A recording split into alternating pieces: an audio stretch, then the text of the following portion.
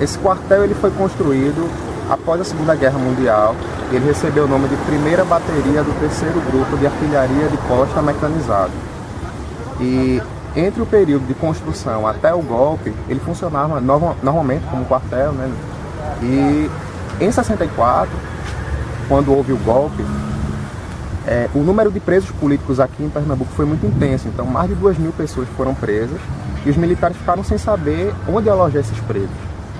E entre os locais que eles escolheram esse local, esse quartel, para ser um desses lugares de alojamento dos presos, tá? Quando eles fizeram isso, eles batizaram o nome do local interno, do galpão onde ficavam os presos, de Colônia de Férias de Olinda.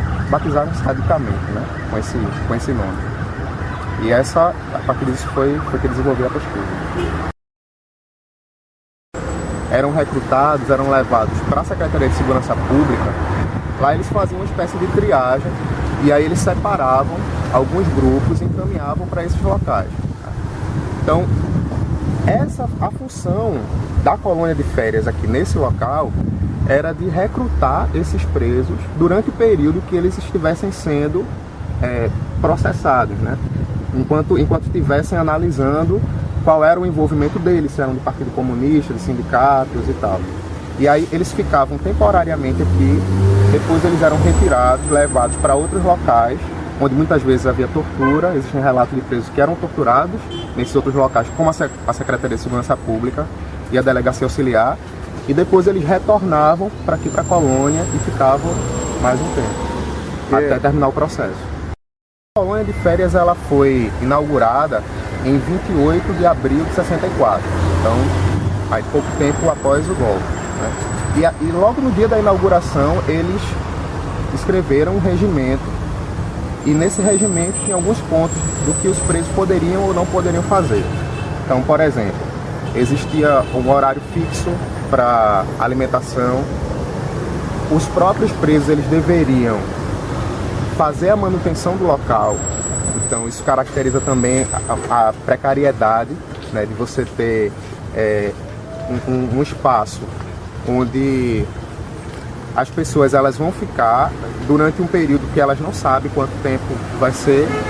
E aí, como tudo era muito emergencial, os próprios presos é que tinham que fazer a limpeza desse local. Infelizmente, nós ainda não temos a dimensão de informações com relação à colônia de férias, por exemplo, tá? Fala do meu ponto de vista, né, histórico lá, do local. Então eu acredito que muita coisa ainda pode ser descoberta. A documentação que eu tive acesso, ela se restringia ao ano de 64, mas nós não temos, por exemplo, a informação de até quando funcionou essa unidade. Eu acho que isso nesse momento que nós estamos vivendo com relação aos processos da Comissão da Verdade, ao encaminhamento da tentativa de resgate de memória, né, do período, eu acho de extrema importância nós conservarmos um local como esse, até termos a dimensão do que foi essa unidade. Eu acho que um entendimento como esse, né, de um shopping nesse local, aniquila, acaba com a ideia de preservação dessa memória. Qual o respeito que nós temos pela nossa história, pela nossa memória. Então, eu acho que é de extrema importância a preservação desse local para poder as pessoas, a população de Olinda e do país inteiro terem como confirmar, como afirmar essa luta, né, da resistência e do histórico do período.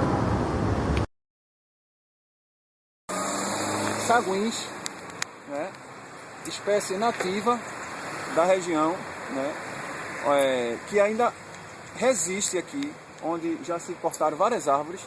Alguns deles ainda resistem, né, mas eu acho que são os últimos da região, né.